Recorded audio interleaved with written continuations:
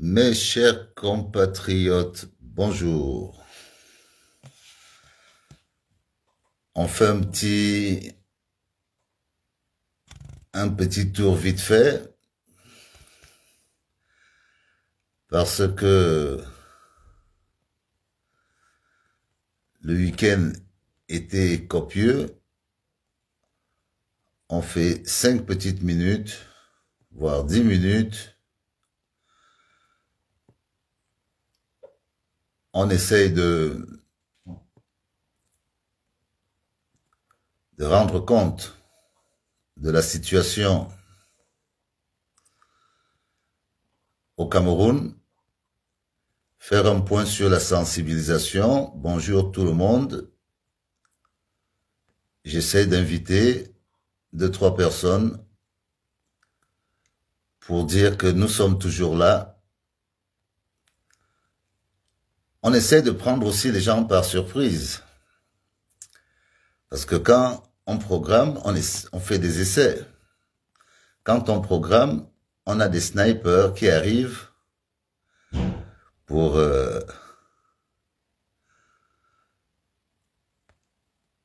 saboter un peu le direct. Or, nous avons juste des petits messages à faire passer. Nous analysons un peu la situation qui prévaut au Cameroun. Ceux qui sont prêts, on fait un petit tour. On a des secousses. Nos interventions créent font bouger beaucoup de choses au Cameroun. Des fois, nous prenons le temps de digérer. On reçoit des coups. Et on essaye d'avancer. Nous sommes engagés. Beaucoup ont pris nos démarches à la légère, mais n'ont pas ont sous-estimé notre engagement. Or, c'est sûr, nous sommes dans un pays où les choses doivent se faire de manière méthodique parce que nous faisons face à un système bien rodé, mais nous avons utilisé cette méthode de dénonciation pour essayer de mettre un peu tout le monde dans un état d'esprit où chacun doit s'apprêter à un changement qui pourrait avoir des secousses. Le pays va très mal. La misère, le niveau de vie continue à se faire sentir encore plus que d'habitude à cause des augmentations des prix et tout le reste. Ce qui fait que les gens sont quand même réceptifs à nos messages et prennent conscience que 2025, ce ne sera pas facile pour un homme qui aura plus de 92 ans. Ce ne sera pas facile. En disant les choses honnêtement, déjà, pour le temps qu'on passe actuellement, on voit très bien à quel point ce n'est pas facile de maîtriser la vitesse à laquelle la vie va aujourd'hui pour dire qu'en 2025, on va encore donner la responsabilité de notre pays au président Paul Biya. Nous continuons à dire la même chose. Et nous disons qu'avec lui, il y a des responsables. Il y a des gens qui ont posé des actes. Et nous devons nous apprêter à dire à ces personnes que, bon, tout le monde devra prendre les responsabilités de ces actes. Peu importe la manière dont les choses vont changer, mais la situation qui prévaut fait que chacun, à son niveau, répondra de ce qu'il a fait. S'il arrive qu'il y ait des comptes à rendre, chacun rendra des comptes. Donc, on va protéger le direct. on continue à dire à nos frères de l'extrême nord que plus que jamais, notre sensibilisation continue. Nous allons programmer notre descente à l'Est. Je veux préciser à tous ceux qui nous suivent que nous ne sommes guidés par aucune boussole quelconque. Nous fonctionnons à l'instinct et selon les besoins. J'ai annoncé une escale à Nangai-Boko. Je sais pourquoi. Nangai-Boko ne faisant pas partie de l'Est, je le sais aussi. J'ai 2-3 mots à dire en Nangai-Boko avant de continuer la sensibilisation à l'Est. Parce que le centre, et je m'expliquerai pourquoi Nangai-Boko et Minta seront les zones où vont se jouer la température de l'élection de 2025. Donc, essentiellement, il faut s'arrêter là. Et puis ensuite, aller voir ce qui se passe à l'Est, parce que les populations de l'Est sont aussi, font partie de ces populations qui, malgré le fait qu'elles soient entourées de richesses, bon, tout le monde sait, bonjour tout le monde, pompez les cœurs, partagez. Moi, je rends compte de la situation. Moi, je vous dis que la sensibilisation, elle suit son cours. J'ai dû faire un demi-tour dans le Djailobo dernièrement pour régler certains sujets. J'ai des retours. L'objectif a été atteint. Donc, nous nous sensibilisons les gens à prendre leurs responsabilités. Nous voyons que ça crée des remous, que beaucoup de jeunes, certains jeunes qui vivent au crochet, prennent mal la chose et défendent les aînés. Nous combattons pour que les jeunes prennent des responsabilités, mais certains jeunes dans le Djailobo trouvent que vaut mieux soutenir les aînés que de prendre soi-même les responsabilités. Nous, notre combat, c'est pour que les jeunes prennent les responsabilités. Bon, je ne sais pas à quel moment est-ce que les gens se considèrent toujours comme jeunes. Mais mon combat est national. Et mon combat concerne le Cameroun. Parce que le certificat de nationalité qu'on prend quand on est né au Cameroun ou quand on a un parent camerounais ne mentionne pas la région ni la tribu à laquelle on appartient.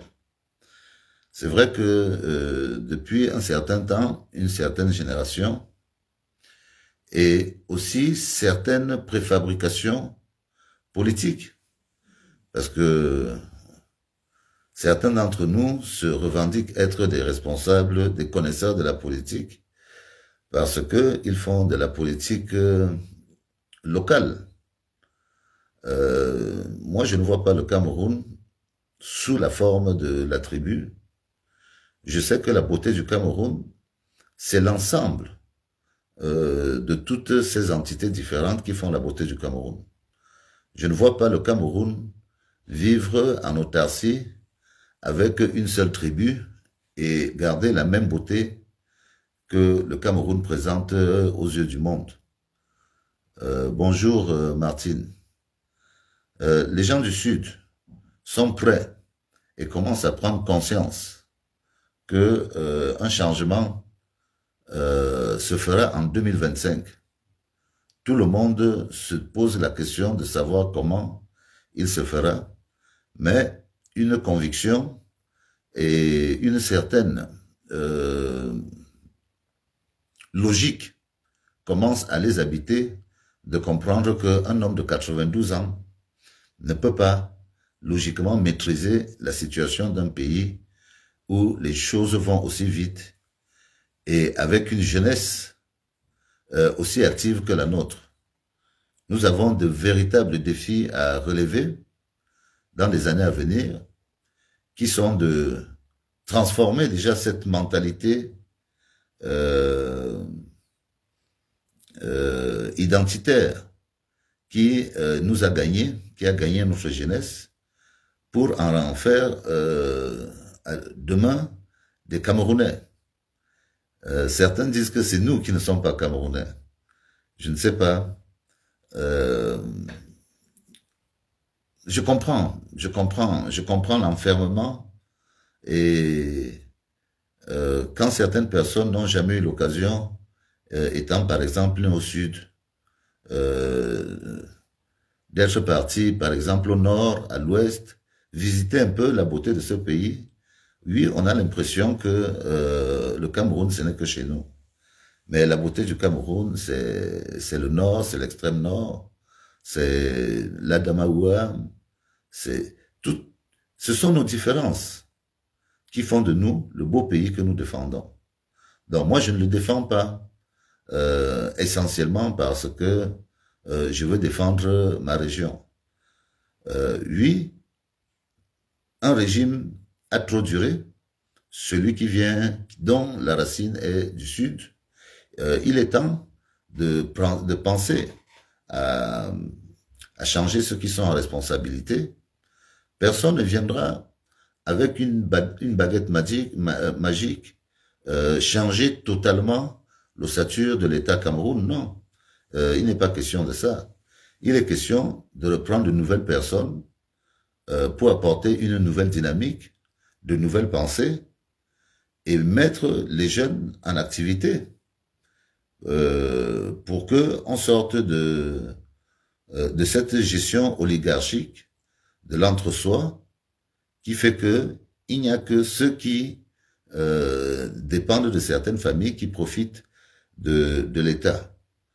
Nous devons apprendre à faire la différence entre le bien privé et le bien public. C'est vraiment le défi de demain. Le jour où on dira, par exemple, à tous ceux qui profitent des écoles publiques, des grandes écoles publiques, qui coûtent très cher à l'éducation. Je parle des ENAM, des EMIA et tout ça. Le jour où on demandera à ces gens de rembourser l'équivalent de ce que tout le Cameroun paye pour eux, je crois que tout le monde prendrait conscience que former un Camerounais à l'EMIA, en vérité, c'est tout le Cameroun qui participe à la formation d'un individu. Et en retour, le Cameroun attend de cet individu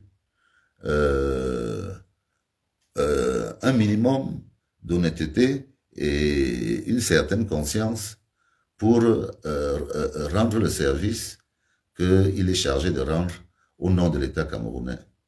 Donc, toutes ces choses doivent venir par l'avenir, mais ça passera par le changement. Parce que les habitudes, moi je vois déjà la différence.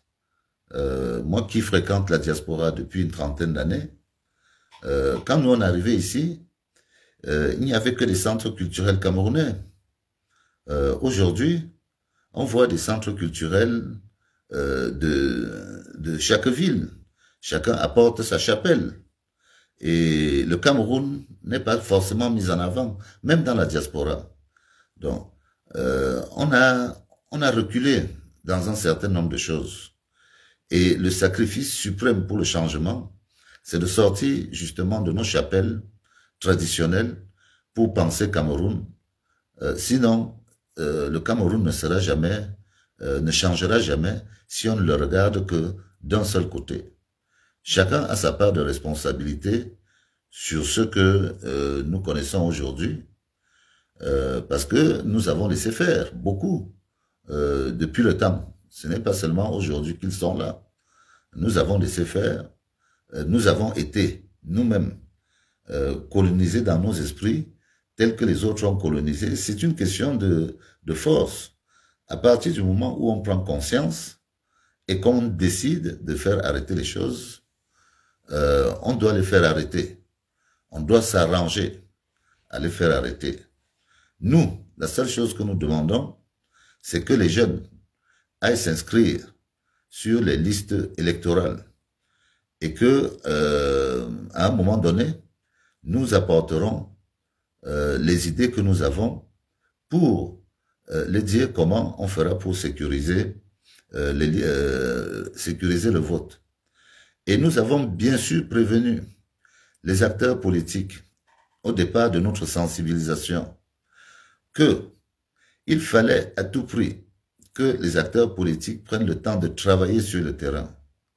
Vous ne pouvez pas faire la course contre une grosse machine comme le RDPC sans prendre le temps de travailler sur le terrain. D'habitude, quand on appelle le corps électoral au Cameroun, on lui donne 15 jours, voire un mois, pour se présenter à une élection. En 15 jours, il est impossible de préparer un dossier de candidature pour présenter un Camerounais à une quelconque élection. Parce que ceux qui ont habilitation de signer tous les documents nécessaires pour faire des dossiers à la candidature sont elles-mêmes ces personnes qui sont mises au service de l'administration. C'est à cette époque que les sous-préfets disparaissent de leur bureau, alors qu'ils sont essentiels pour signer des documents permettant la constitution de ce dossier. Des fois, même pour payer une quittance, ça prend une semaine. Donc, les acteurs politiques doivent s'arranger à faire ce travail en amont pour préparer le maillage, le plus grand maillage possible. Peu importe les dates. À mon avis, hein, je sais que on nous amène dans un débat un peu désordonné, alors que la réalité sur le classement politique au Cameroun est tout autre.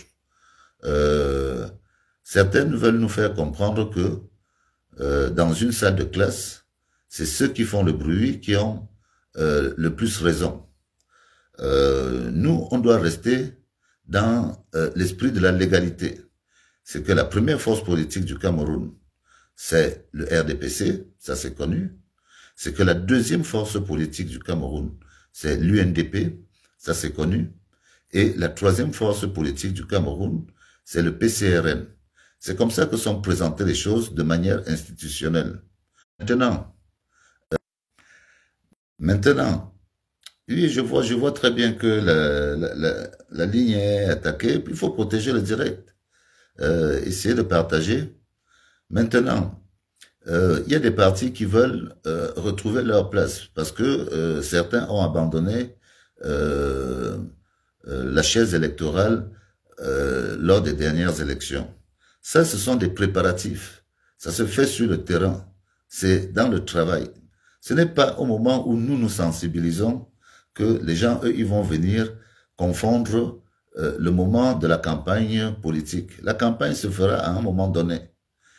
Nous demandons aux responsables politiques, bonjour à tout le monde, de faire leur travail sur le terrain, de préparer les listes et de les mettre le plus loin possible. Pas seulement Yaoundé et Douala.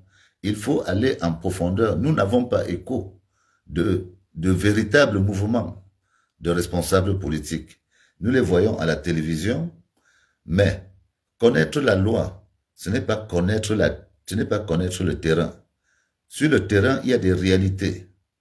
Il y a des réalités. C'est qu'il faut s'y prendre à l'avance. Si on ne s'y prend pas à l'avance, 15 jours avant, on n'a pas le temps. On est perdu. Donc, les tendances seront certes assez claires après, entre fin juin et fin juillet. Nous comptons beaucoup sur les acteurs politiques de mettre à fond les moyens qu'ils ont pour couvrir le territoire national pour les élections et se dire que ça peut arriver à n'importe quel moment. Nous avons 3 cas de figure. L'élection peut être reportée, je parle d'élection législative, elle peut être prorogée à la demande des députés et validée par le président. Elle peut être prorogée, tout le monde le sait. Et l'élection présidentielle peut se faire avant. Mais peu importe, si le peuple décide de changer le président de la République, le même peuple va donner les pouvoirs au président de gouverner. Donc, ne nous faites pas la fixation sur les législatives, ça se fait ailleurs. Les partis vont se battre sur les législatives et les municipales, même si c'est après avoir enlevé le président Paul Biya, si c'est lui qu'on représente. Nous, c'est comme ça qu'on voit la chose. Ne nous embrouillez pas pour créer un conflit qui va créer encore la division. Et ça, c'est le moment où les gens parleront de politique.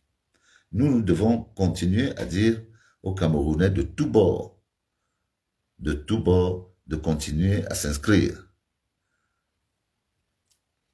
Je veux bien, la forme de l'État ne peut pas, Samuel Hervé, la forme de l'État peut se négocier quand ceux qui sont au pouvoir sont en capacité de comprendre. Mais si pour l'instant les gens ne comprennent même pas et que nous on parle étant à l'extérieur, on fait un dialogue de sourds. Le combat actuel est de changer d'abord les personnes qui sont à la tête et qui ont une autre idéologie que celle qui est d'entendre justement cette forme de l'État. La forme de l'État sera un sujet, vu que nous avons le sujet anglophone à traiter au lendemain de l'élection présidentielle. C'est le sujet principal à traiter parce que on ne peut plus continuer à vivre avec une partie de notre territoire qui est complètement hors jeu. Donc, la forme de l'État sera obligée d'être engagée à ce moment-là.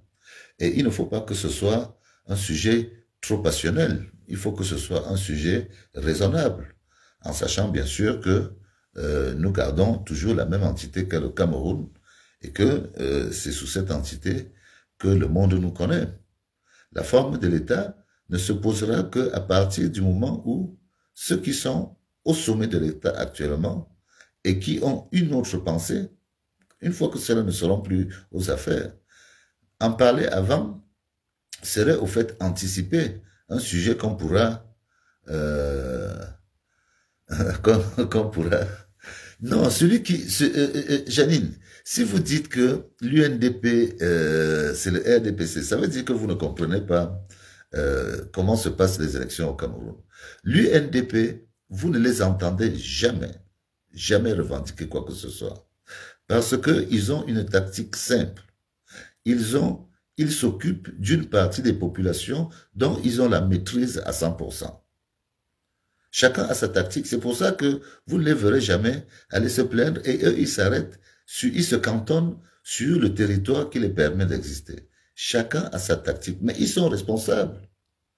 Bon, maintenant, quand on regarde sur les papiers, Janine, l'UNDP est la deuxième force politique du Cameroun. C'est ça. Quand vous êtes dans une salle de classe, on dit qui est le premier, on regarde les notes. On ne regarde pas autre chose.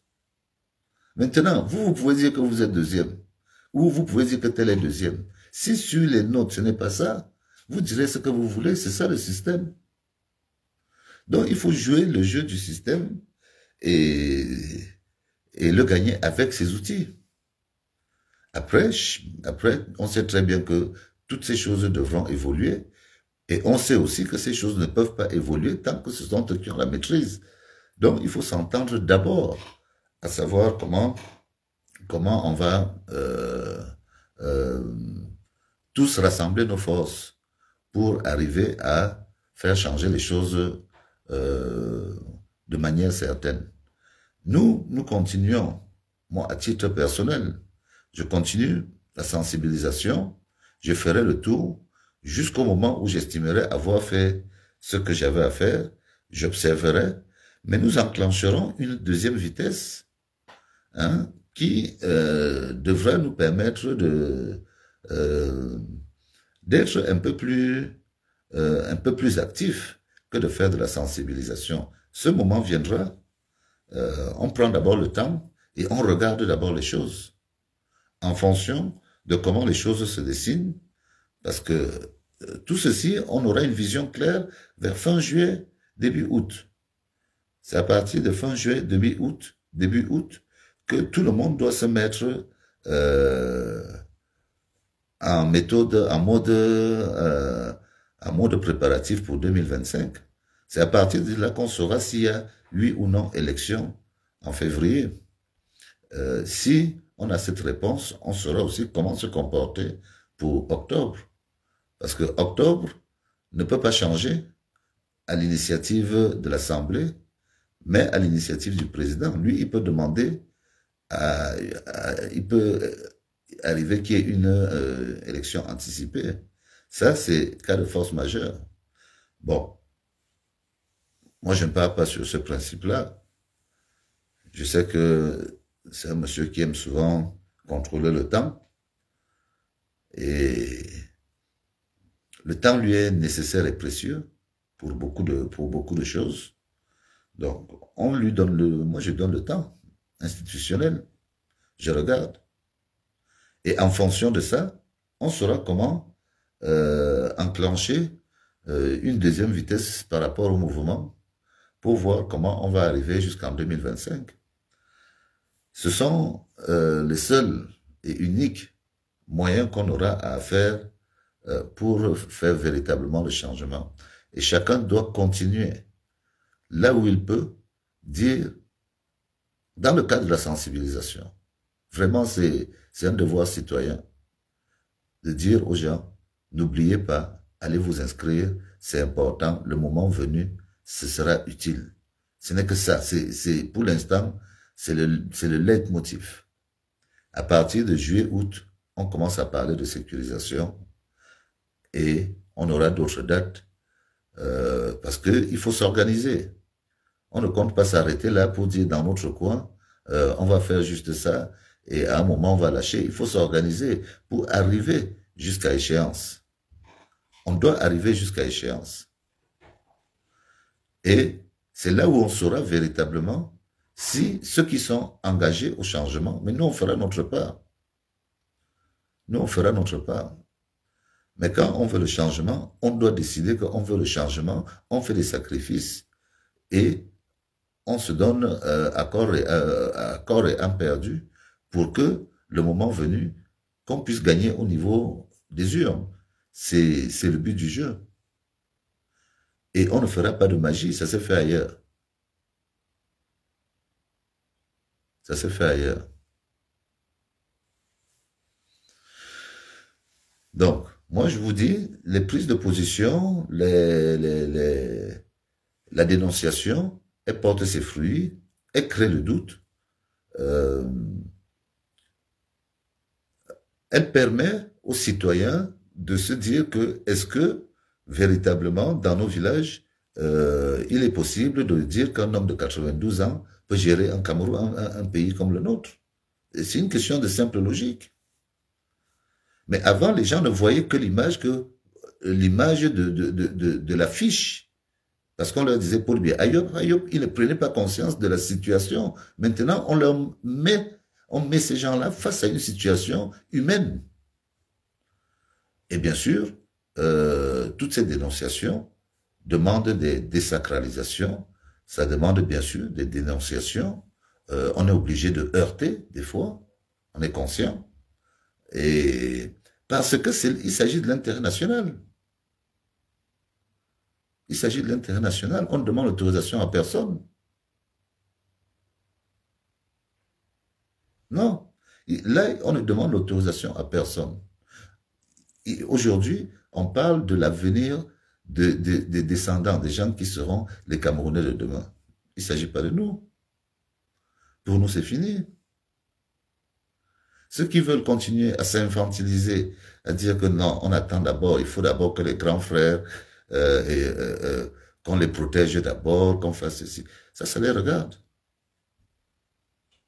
Chacun rend compte de l'époque où il a travaillé. Nous, on n'a jamais envoyé quelqu'un faire quoi que ce soit. Non, ça les regarde. Moi, je ne suis pas là pour justifier les états de service de quelqu'un sous prétexte qu'il est mon grand frère. Ça n'a rien à voir. Hein? Et ça, c'est une habitude, enfin, je ne sais même pas comment dire. C'est dommage. Parce que chacun doit prendre les responsabilités. On voit des jeunes ailleurs qui prennent des responsabilités. Nous, on a même trop tardé. Justement parce qu'on a été étouffés.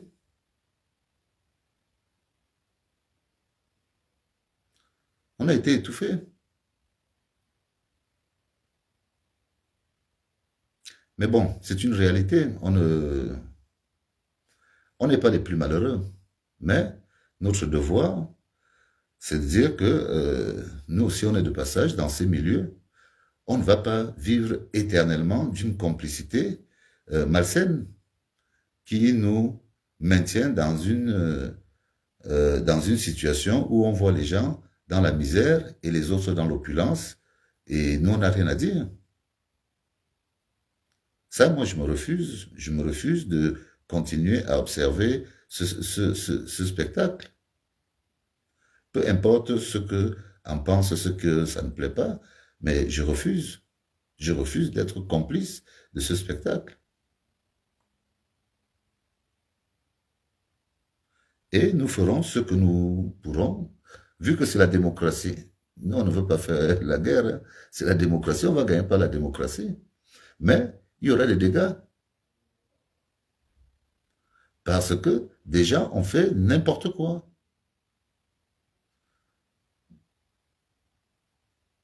Oui.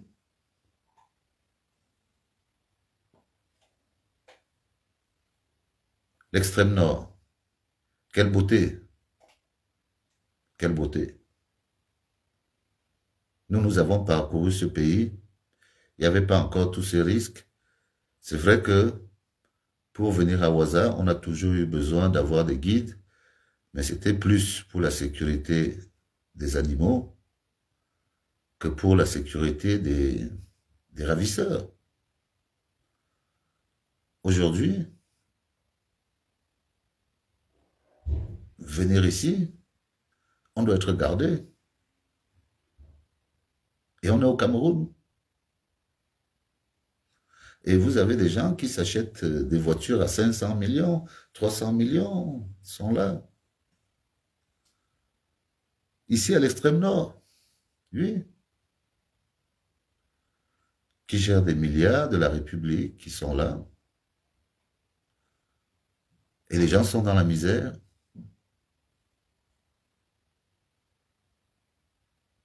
On vient, on brûle des villages.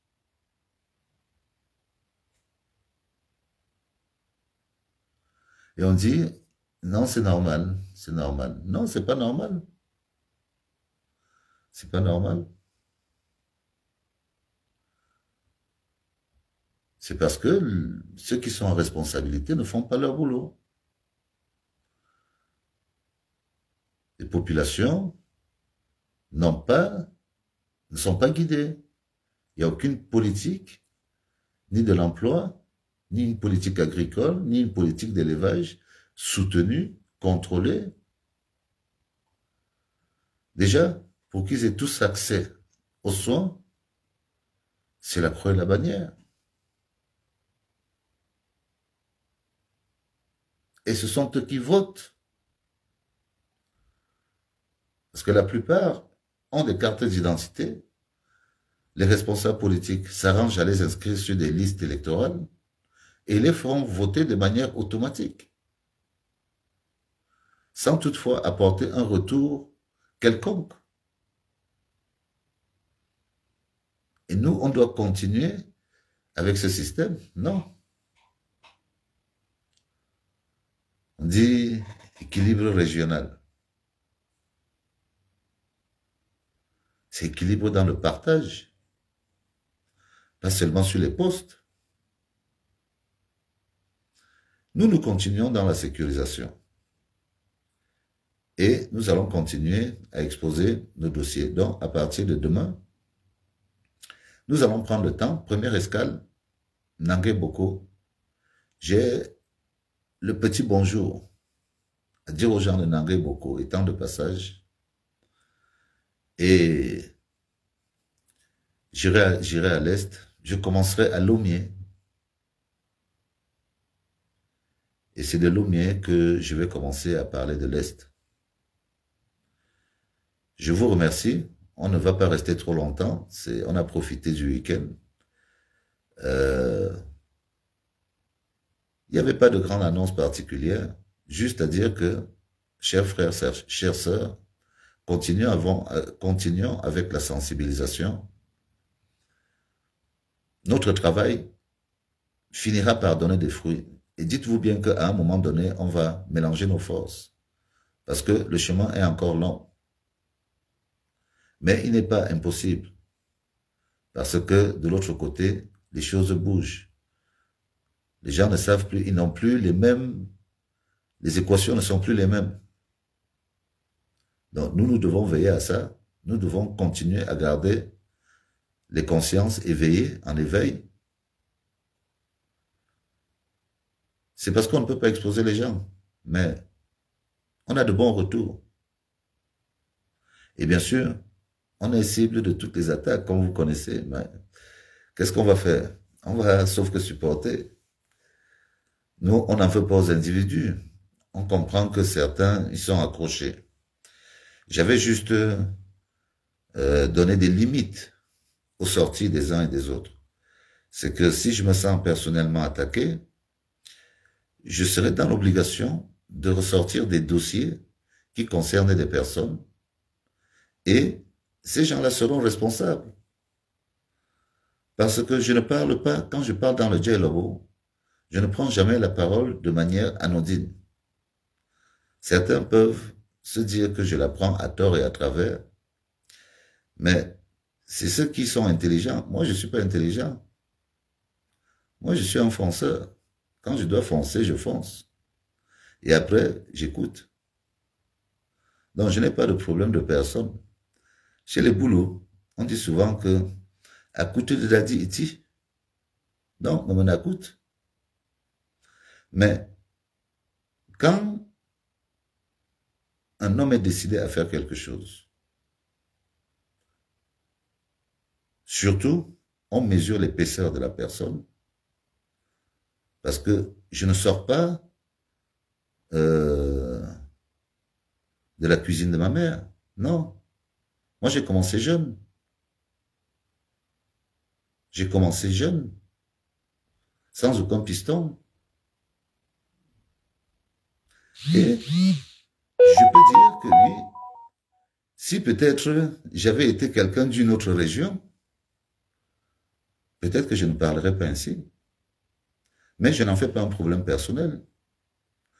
Mon seul devoir, c'est de dire que je n'aimerais pas que ce qui m'est arrivé à moi arrive aussi à ceux qui sont plus jeunes. Donc je dois à tout prix faire le travail de casser la mentalité, quitte à sacrifier du monde.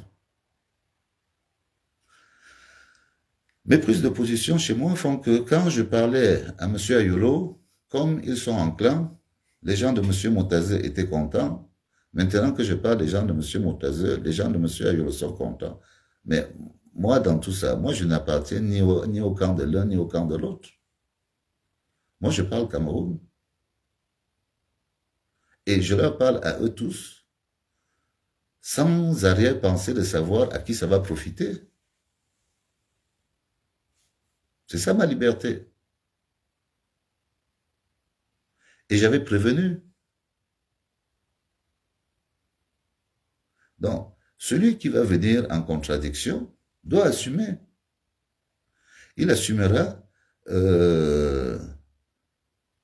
déjà de se faire exposer lui-même ou d'exposer ceux qui n'étaient pas censés être exposés au moment de ma sensibilisation. Mais je ne me cache pas quand je dis dans le dialogue que ça ne se passera plus comme avant. Nous, on ne le cache pas.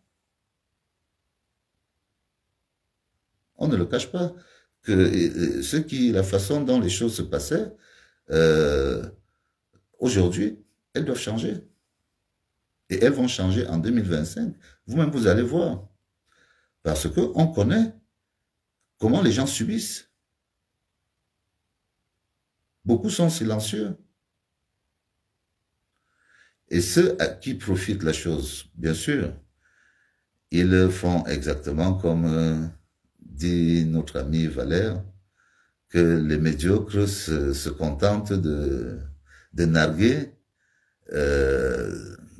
ceux les plus intelligents. Voilà, ce sont les médiocres qui sont aux affaires. On va faire comment? Donc, Moi, je n'en fais pas un problème de personne. Ma sensibilisation est équilibrée. Je continuerai. J'ai pas fini. On a jusqu'en 2025. On aura des moments où ce qu'on dit, on pourra l'exprimer rien qu'en montrant au niveau des réseaux sociaux, comme vous dites. Parce que c'est les réseaux sociaux. C'est avec les réseaux sociaux que nous, on va régler. On commence par le virtuel et on va arriver sur le réel. Ça aussi, ça s'est passé ailleurs. Bon. Notre culture fait que nous ne pouvons pas procéder comme les autres nations. Mais à notre méthode, on va jouer avec notre méthode. Mais on croit sincèrement, moi je crois sincèrement qu'on aura une surprise en 2025. Déjà, la bonne idée d'entendre que le président ne sera pas candidat serait pour nous déjà une première victoire. Et après, que tout le monde puisse venir concourir, c'est une bonne chose. Après, chacun choisira. Mais qu'on arrête de nous dire que c'est Paul Biya. C'est ça que nous, on ne veut plus entendre. Ce n'est que ça. Donc, je vous souhaite un bon lundi de Pâques. J'ai un peu trop allongé sur le vent belge hier. Je ne pouvais pas sortir. Nous allons continuer notre sensibilisation au rythme et en fonction de notre disponibilité. Merci à tous ceux qui nous suivent. Et à la prochaine, bon lundi, et on vous aime tous. Vive le Cameroun, vive les Camerounaises et vive les Camerounais.